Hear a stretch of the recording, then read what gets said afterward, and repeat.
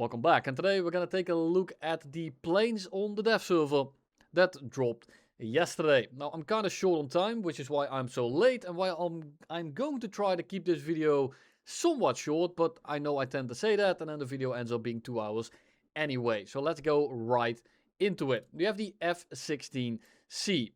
Yes, it has AIM-120Ds, but for right now they're basically AIM-120Cs, except with more battery life. So for now, I don't think that this is going to be the meta-defining platform, and they confirm that they're not going to give it the improved HOPS capabilities, so the high off-bore capabilities, which means that in War Thunder, we're basically still going to be taking a look at worse AIM-128s, because the HOPS capabilities right now are very important. Now, the F-16C does have good energy, and it will be able to snipe, so the AIM-120Cs won't be as big of a detriment. But right now, especially with the BR difference, I think that the F-16C is just straight up better. Yes, the F-16C at 14.3 has a better engine at high altitude, but when we're looking at normal thrust values, we have, unfortunately, a lower amount of it. Being 13.7 and having AIM-120As, I think that right now the F-16C is just going to be better overall. Yes, it has a different radar. It's probably not done being modeled yet, so I'm not going to comment on that regard, but I don't think it's worth it to go to 14.3 when you only get AIM-120Cs and AIM-120Ds as they are right now. If they change, it might of course change as well, but right now I think that the F-16C that we already have is just going to be the better variant to play. Next up is Germany, and there isn't too much, but we have the ME-210A1, and you're gonna see a couple of these planes. Keep in mind that, yes, they are basically ME-410s, but you can tell that the wings are slightly more swept, and the engines are slightly shorter. And shorter doesn't mean worse, of course, but in this case, it actually does, because we're looking at 1742 horsepower instead of, well, whatever the hell this is. Now, we have some different variants in the other tech trees as well, but I'll get to those in a minute. Overall, the ME-210... Where did my plane go? Oh, I didn't know that was even possible. This plane is hardly flyable, and I'm gonna show you just how ass it is. Yes, it's a lower battle rating, and that would be an argument, but it really isn't, because we also have the BF-110, which I think is just going to be the better plane, because this thing does, 1, not accelerate, 2, doesn't turn, and yes, it has an airspan probably, but keep in mind that that airspan is going to be overturned in approximately 12 seconds, because this thing doesn't have functional engines. So when we go about 300, I will start doing a turn, and I won't go past 300, because it's going to take absolutely forever. The plane still feels like an ME-410, but because it doesn't really have any power whatsoever, it basically just falls out of the air. And you can tell that it doesn't really turn at all. It doesn't feel lighter. I'm not sure if it even is lighter, and the slightly more swept wings should make it worse at low speed, better at high speed.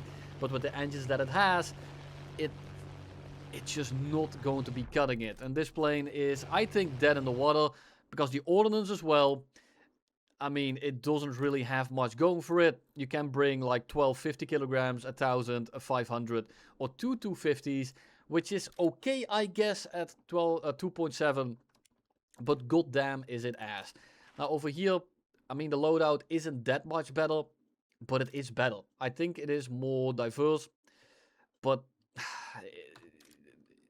it's not really it. I'll look more into these planes when we reach the Italian tech tree, because there's a lot of Italian props that they have just added, and some of them are actually pretty interesting. Then we have the Alpha Jet A, the JaboG 41. It's essentially the same one as we have in the tech tree, but it's premium, and this might actually be a pretty decent pickup if you're not really worried about too high of a tier. Now this thing is going to be rank 6.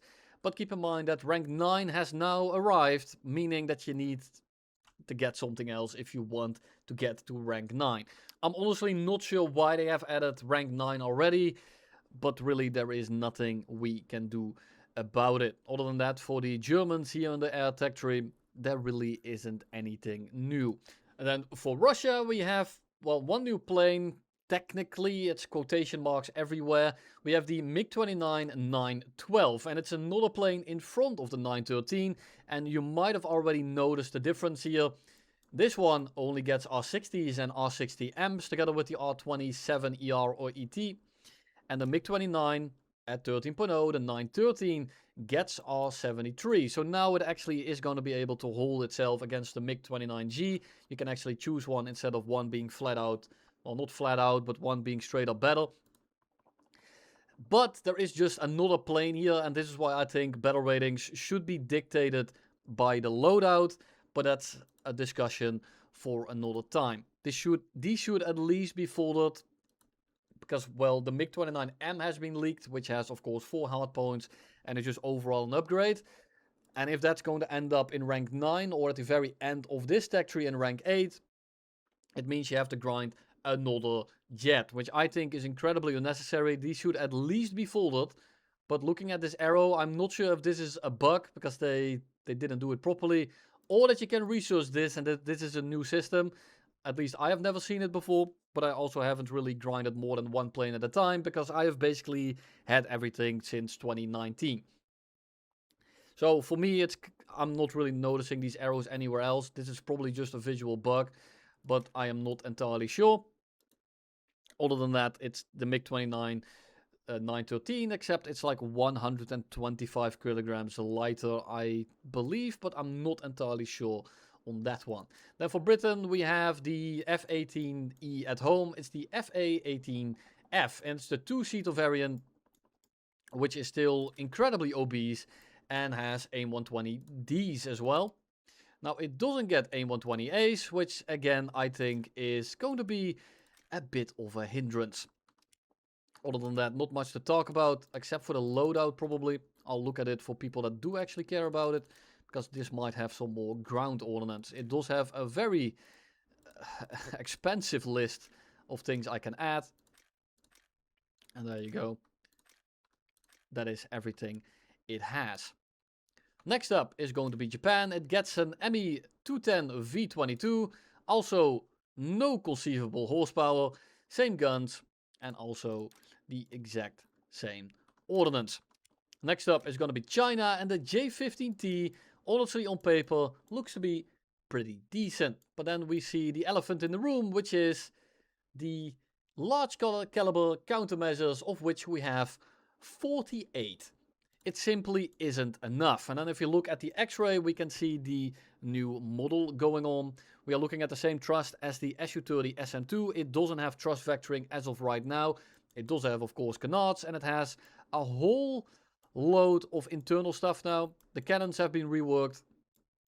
The avionics here have been reworked. The radar looks different.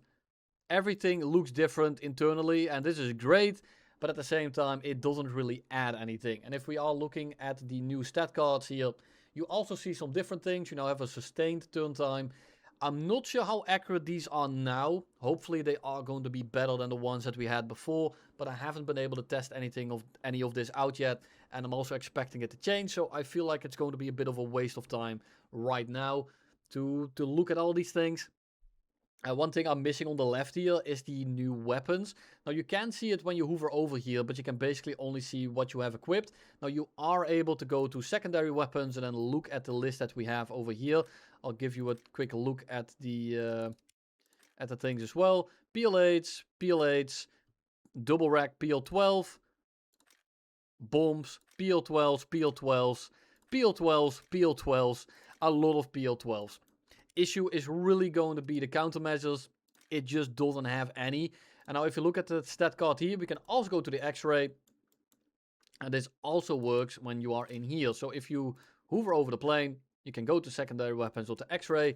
And it's just a little bit more convenient. And I think it's a good change. The thing is that, well, you saw that some planes get the new avionics modeled internally. And others still have the old system that looks kind of ass. I'm expecting them to change it for all the new planes and potentially retrospect the old planes as well, but it's going to take a little bit, and it's going to take a lot of resources for something that doesn't really matter Yeah, it's cool, but I think that we should focus on gameplay and stuff firsthand. Now, if it's a different part of the team that doesn't have anything to do with it, I'm completely fine with it. But I rather just have them focus on something that is a little bit more important. Now, this here is good for the damage models, of course. It's good that these are separated and that you can lose these things one at a time. But the thing is, in top tier, if you get hit by a missile and one of these gets destroyed, chances are the other ones are also going to be busted up. Now, for the cooling, same thing here. Now, they can only damage the cooling system. But if you get a 30, 20 mil or a missile into your engine, it's probably cooked regardless. And then we get to Italy, which is honestly probably the most interesting for this patch. Now we have the WM21, which really is just... This thing is not going to be it. I'll show you right off the bat. It doesn't have any turn rate. It doesn't have any acceleration. It's incredibly slow. It's essentially a PO2 with front-facing guns. So it's a little bit more flyable. It's also 1.0, so I don't really expect much of it. But the planes that come after it honestly have some tricks up their sleeve. So we have, well, a biplane that's gonna go like 200, and you can tell that this, it just doesn't turn. We're losing speed at 200 unless you go down slightly, but the second you go over the horizon, it's just gonna end up falling out of the air. It's incredibly mid. It does have new guns I haven't seen before.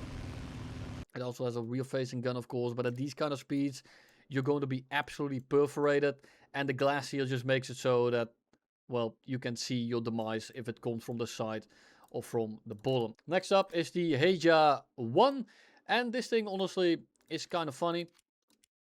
The one after this is better though. We have the Héja I and we have the Héja II that I didn't put in a crew slot. I'm incredibly sorry. I'll just replace it with the Héja I. The Héja II is honestly a bit of a helicopter, and I'm kind of interested to fly this thing out. Now the one after this I think is even better. It's going to be 2.3 instead of 2.0, but these planes are actually little helicopters. They're incredibly slow, but the second you go above 100 kilometers an hour, you can start going up. And as long as you keep it somewhat flat and you keep your flaps down, these planes have some incredible low speed control. They are incredibly good for what they are. Now imagine you're fighting a biplane. It's still gonna be somewhat rough, but this kind of performance out of a 2.0 is kind of good. It feels good. It only has two guns though, the 250 cal, so that's pretty decent. But this is all about the low speed control, and you can tell that this thing just keeps going. I'm climbing in a spiral, I have the landing flaps down, and the second you go a little bit quicker, you can tell that the turn rate really starts to pick up. So if I go flat here, and I accelerate, yes, with landing flaps, I know it's bad for your sustained turn, but it helps a lot with your radius. And this is honestly, it feels pretty good. For a 2.0 especially. I expect this to be nerfed. At low speeds it does overheat pretty quickly. But you can tell that even at 90 kilometers an hour, this plane adheres to what you ask of it. And that's exactly what you want. Now the issue again is going to be biplanes. They will just be able to pitch up into you and you straight up get clapped. But anything that isn't a biplane, that's a reason why I think that this is going to be better as well. It's 2.3, so you won't get down tiered as much. You might be running into 2.7, 3.0s a little bit more often. And then this thing might actually be able to shine. Now it doesn't really go quick. It goes like 425, 430 on the deck. Maybe even 420 blaze it. But this thing as well, it feels even better. It feels a bit like a Heinkel 112 with a good engine. Because in the same way as I just showed you, this thing can just keep going up. Even without the flaps. The turn rate here isn't fantastic, but then we drop the landing flaps. And you will be able to see that this thing just has an incredible amount of lift. We're going 100 kilometers an hour and I'm able to just pitch up again, which is, for a non-biplane, is incredibly good. So here we just go into a little bit more of a flat angle. I'm accelerating. I'm back to going up. Now personally, I probably just run the takeoff flaps or combat flaps. And then only drop the landing when you're really going slow. But look at this kind of performance. We're going 110 kilometers an hour, and if I drop the landing flap, the nose starts to lift. And it's honestly incredibly powerful to have this kind of performance and this kind of BR. This is a plane that you don't want to dogfight unless you have a really low stall speed like Zero, Japanese planes, biplanes. But other than that, it might be really rough to dogfight this thing. Honestly, obviously, a Spitfire is also going to do it in. But a Spitfire doesn't have that kind of low speed engine power that allows it to just continuously to go up. So first up we have the ME-210CA1. It still doesn't have any conceivable horsepower, and it has a 40mm cannon. Now the cannon is honestly decently respectable. It doesn't have APHE, it's APT. No filler here, but it does have pretty good pen. We are looking at 65mm at 500 meters. But that's flat. At 30 degrees, it's 50mm. At 3.3, you're gonna have to do top-down runs, and that's going to be incredibly difficult, considering this thing doesn't have power to actually get any altitude. You're going to be absolutely pieced apart with AA, and I don't think that this is going to be a fantastic pick, especially considering, well, we have the ME-410 with the 50mm at basically the same battle rating. And the issue is that is of course not in the Italian tech tree. And then for air targets, we have 63 grams of explosive mass, 850 meters a second. Pretty respectable. It's probably going to kill whatever you hit. The issue is that you only have 12 rounds and the flight performance is absolute doo-doo dog shit. Then next up, we have the CA1, which is the 3.0 variant, which at this point just picked the ME-410 at 3.3 because this doesn't have conceivable advantages, at least not that I can see. These flight models might change, but when your rate of climb is 9.9 meters a second, I mean 11 or 10.8 isn't much higher, but it's like a 10 to 15% increase. Keep that in mind, and you feel it throughout every maneuver you do, every time you have to accelerate. It is just a fat turd. It feels a little bit like the Heinschel 129 and an ME-410 hybrid, but you get the worst of both worlds. That when worlds talking is hard. And then we have the Focke 190 F8. It's an event vehicle. It's the exact same as the one that you are used to, and it doesn't have the X4 missiles, which is a little bit of a waste. And then lastly, they actually changed the MB-326K, and they made it a whopping, I think it was like 400 kilograms lighter. This thing right now didn't need a buff, but it actually gets a lot better acceleration now, and of course it's going to handle a lot better as well. Now it is 7.3, and while the flight performance might be pretty respectable, keep in mind it's still slow as balls, and the low speed or the high speed acceleration still isn't going to be all that. Now you still get an airspan, and it is going to feel a lot better overall, but keep in mind a lot of the jets at 7.3 will absolutely do you in.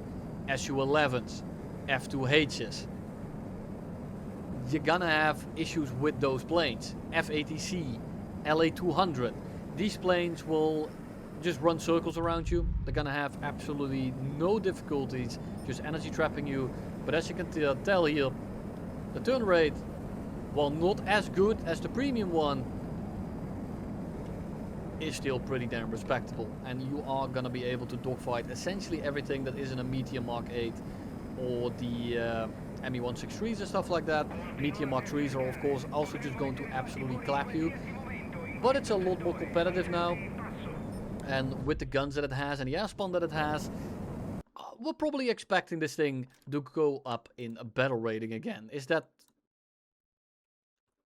make sense? Probably not, but you know, what can you do? For France, we have nothing new other than the F-16A here, but that's the event vehicle that is going to hit the live server tomorrow or the day after. And for Sweden, we have a bit of a controversial one. We have the JAS39D as a squadron vehicle. Now, there's not much to talk about here. We have the squadron vehicle. We have 12 flares. That's of course a joke. We get the ball pods and we get RB99s. Not much to say here other than that this is probably going to be one of the best squadron vehicles that you can run. it's a Gripen. I don't have much to say here. And then lastly, we have nothing here in the slightest. And that is essentially all that I want to cover today. Now they are tweaking the AA for props a little bit from 5.0 to somewhere mid jet BRs.